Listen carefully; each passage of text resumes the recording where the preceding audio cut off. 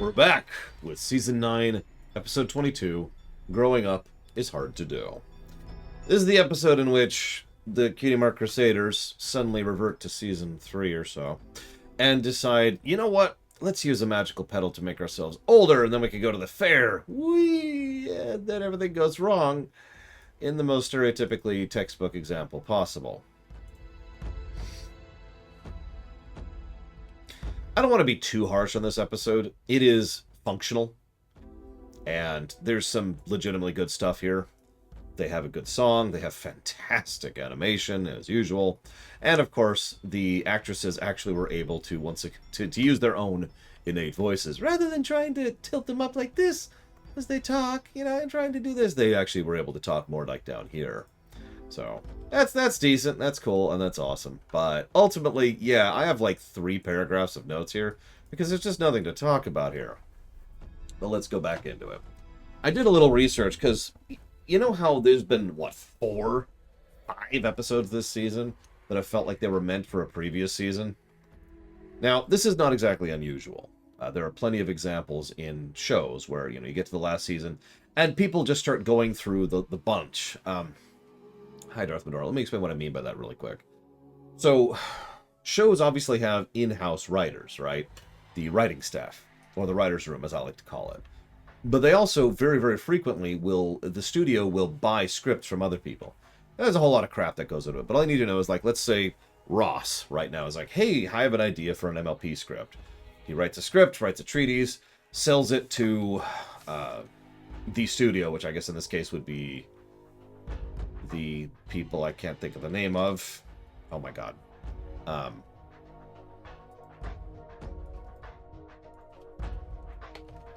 Hasbro. They sell it to Hasbro. God, that's... ugh. My brain. So Ross would sell this script to Hasbro, and then Hasbro would throw that script into a bin.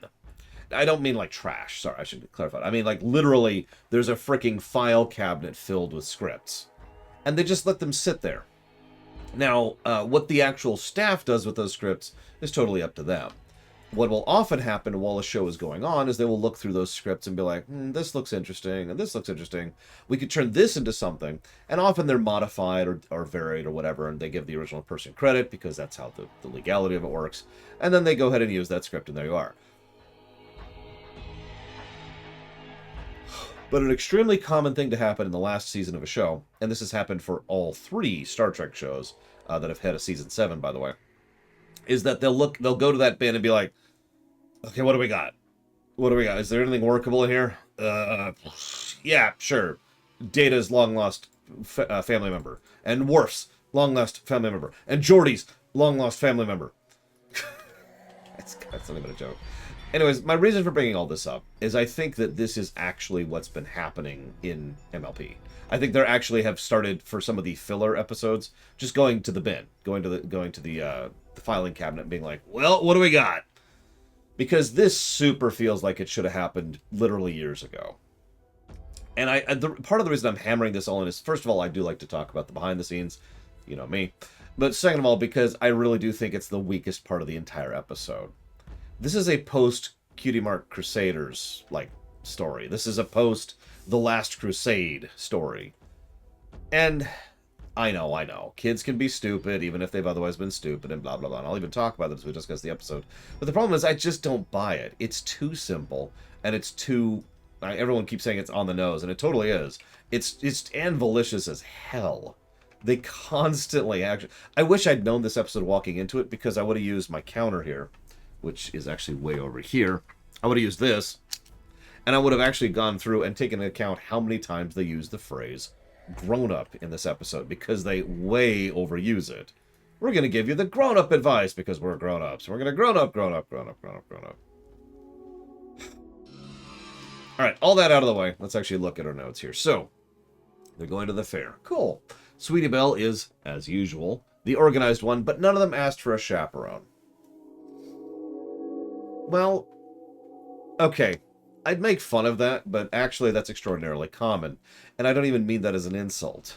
Plenty of adults who are fairly well organized tend to miss normal, simple things, mundane things, or as I like to call them, duh things. And the reason you tend to miss duh things is exactly why you think it is. Because it's such a duh that in your mind it's lower priority. And so because it's lower priority, well, you don't pay as much of attention to it, and you tend to skip over it while you're dealing with the things that are higher priority. It's a common psychological trap, and you can see why so many people have this problem. So the kids having issues with, remembering that they need to get a chaperone, yeah, no, I buy that completely. Cool. So then they're all like, hey, but we can't go by ourselves. Why not? This is my second major problem with the issue, with the episode. The first major problem was what I just mentioned, the fact that this should have been a few years ago in the show's history. But yeah, I was going to say, Twilight could literally teleport them back and forth. Sorry, there's actually plenty of answers for how this could have worked out, regardless of, just the mundane thing. But the problem is, this is Equestria. Now, yes, I know, there are dangerous things in Equestria. But this is also Equestria. If a 10-year-old could go out and do Pokemon in the Pokemon setting, despite there being dangerous stuff in that setting, I'm pretty sure the kids could take a train by themselves and get there by themselves. Now, I know what you're saying, but lore, in the episode they were extremely stupid, and you're right. And I can even kind of see that. Yeah, world-ending Pokemon, no less. I can see that, but the thing is, what I'm trying to say is, I feel like this is actually world destruction. So if you've never heard me use that phrase, because I think this is one of the first times we've ever actually used this term in MLP, world destruction is the total opposite of world building. It's when you introduce something in your story that actually breaks down the world that you've constructed and actually makes it worse. So, how does that apply here? Well, think about this from this perspective. Imagine for a moment that they were like, all right, we need to go here and we need to go here alone. Well, all right, so what we do is we get on the train and say, hey, we're kids, we don't have a chaperone, this is our exit. And then what the person running the chain will do will then effectively take it upon themselves to be their temporary chaperone while they're on the train. Then they could say, we'll go ahead and get to this exit, we'll go off on the exit, person makes sure they get off on that exit, and then when you do the return trip, this is when our return trip is, so we'll be watching for you to make sure you're there, and if you're not, we'll go and find you. Now, if all of this sounds too much, this is how it works in real life. Really.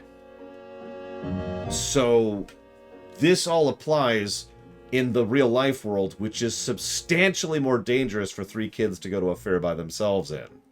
So you cannot possibly tell me that that's not a thing in Equestria.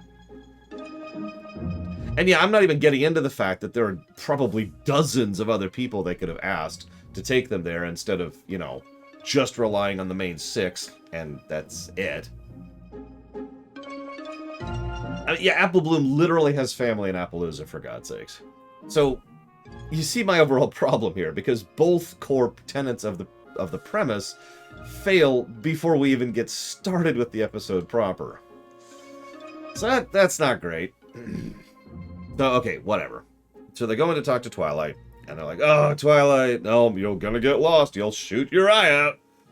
Okay, and you'll shoot your eye. Yeah, I know, I agree, Trathan. This feels like a rushed episode, which makes sense. I should probably mention some other thing. This is a theory, but something that also happens a lot in MLP, or sorry, in television, excuse me, in show production, is you allocate time in addition to money to shows. I've actually talked about this before, because I talked about shoot schedules when it came to Star Trek The Next Generation.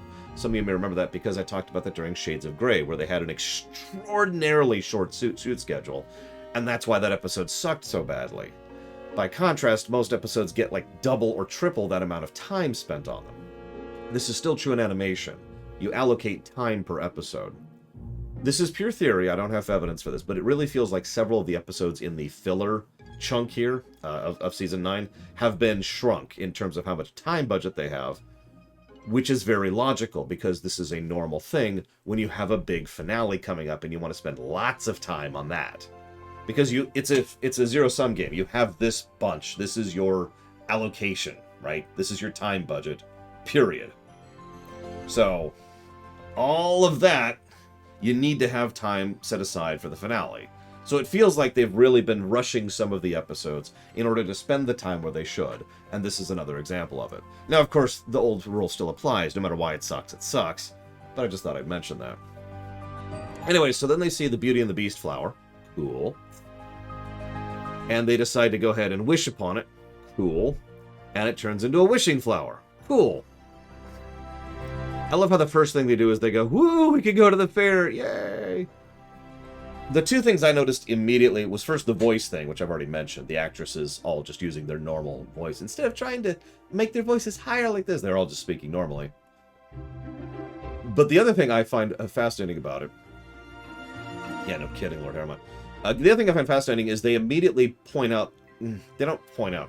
They make it clear, but don't draw attention to it, that Scootaloo's wings are still nubs. That she still can't fly. Which... is, I actually did find a thing about this. The intention here was to firmly, no really, emphasize that she wasn't just, you know, a late bloomer, but that she was actually disabled. Just thought I'd mention that. But either way, so, then they have a song called Being Big Is All It Takes. It's an enjoyable song.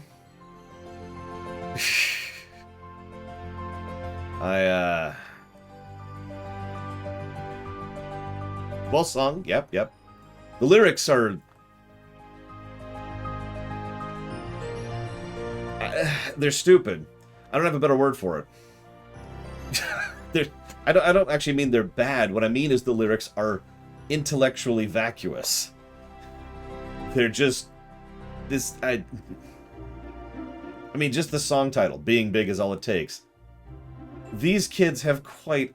shallow is a good word. These kids have quite literally already been smarter than this in previous episodes, which goes back to my earlier problem. That's just... okay. Whatever, I suppose.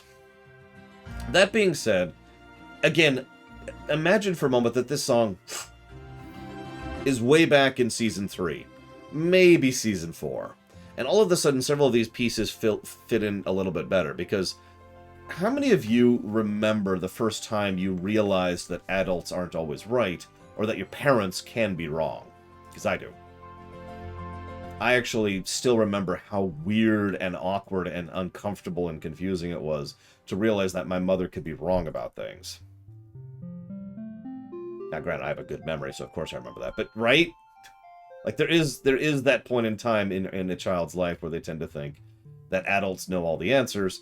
And if I could just get on my soapbox for just 1 second, I do think bad parenting is part of the reason for that. You know, parents who tend to do things like say, because I said so, which, by the way, is actually in the song. We don't have to explain ourselves. All we have to do is say, we can win any argument with, because I say so. That's not good parenting, in my opinion. Because adults in general tend to enforce this kind of view when it comes to their kids. And in some cases, there's good reason for that. I'm not attributing malice here. It's just, you know... But anyways. So, they have this whole song, and it's, okay, it's whatever. Good singing, good visuals. I was debating the whole episode what I think of the animation and the visuals of the older Cutie Mark Crusaders. Because they're good, but they're just a little uncanny valley, and I'm not sure if that's just because I'm not used to seeing them like that, or if there was because there was something off about their design. It's good stuff, and they do extraordinarily good animation with it. Typical animation plug, but, you know.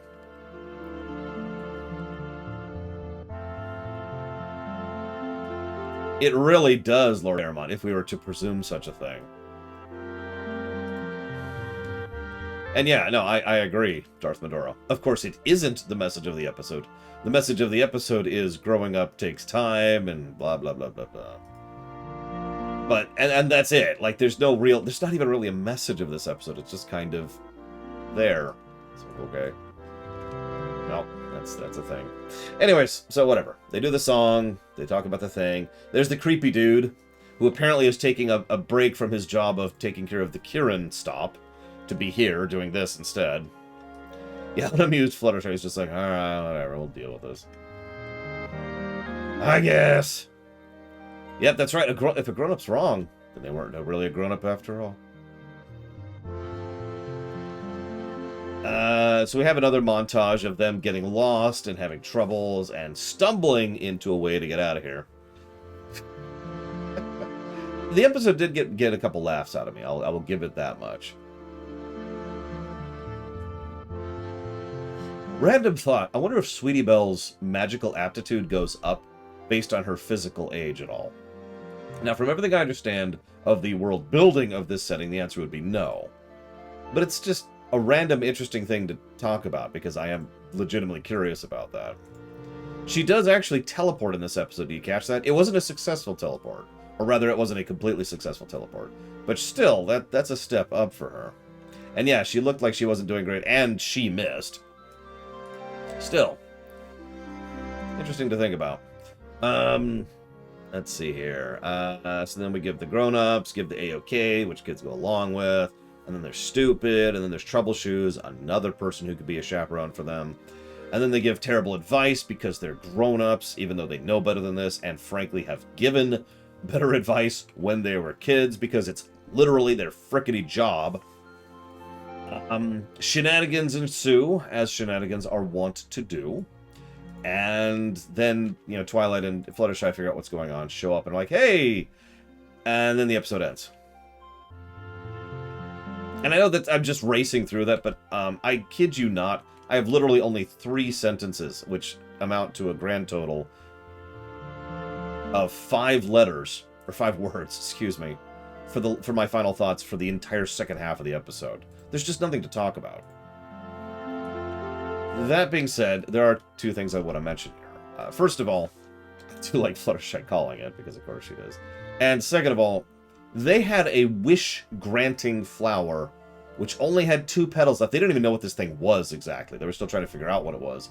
And they completely wasted on, I want to be big, I want to be small. There's a throwaway line about, I'm sure Starswirl won't mind. But in the back of my mind, I'm thinking, I don't know, I'd probably mind at least a little bit if 2 of the 2 last petals of a wish-granting flower just kind of went away so that these kids can learn a lesson. you know, I mean, that's okay, that's what I'll let it go. And the episode ends on a total wah-wah. The end. And yeah, it's someone in chat mentioned that this is cotton candy, and I agree. This is just total fluff. There's no depth to it. There's nothing really worth digging into it. There's nothing really worth analyzing on a depth level. It's just, here it is. There's a reason why I spent, like, you know, half of this Streamination talking about the behind-the-scenes construction of shows in general as a theory for what's going on, because I have nothing else to say. That being said, I do agree with Ross and Trathan. I don't think this episode is bad. I just think it's empty. And yeah, I feel like average yellow is a pretty good color for what we've got going on here. It's just, it's there. It's not bad. It's enjoyable enough, but I'm probably never going to think about it after this particular point in time.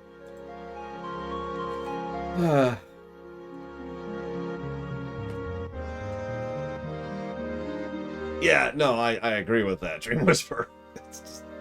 Sure. If the episode had happened back in Season 3 or 4, I don't think I would have as many issues with it. It would still be anvilicious as hell, and a little bit vacuous, but at the very least it wouldn't be actually going against the characters that have been established over the last 9 years. So hang on, let me actually pull up the thing. I should probably actually pull up the thing so I can actually rate this stupid thing.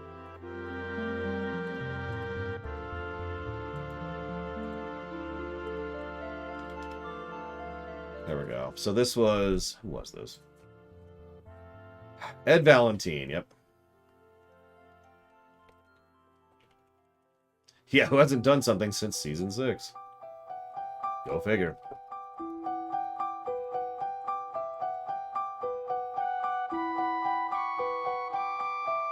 And yeah, the next episode... so for those of you who haven't figured this out yet, or haven't heard me say this, or whatever, we're covering Big Mac question today. Next week, we're covering the last 3. That's going to be the finale. Ross asked a question, which I don't have a codified answer for during Lore Week, which is why I didn't answer it at the time. There is going to be some kind of some kind of ultimate stream. There will be some kind of finale stream.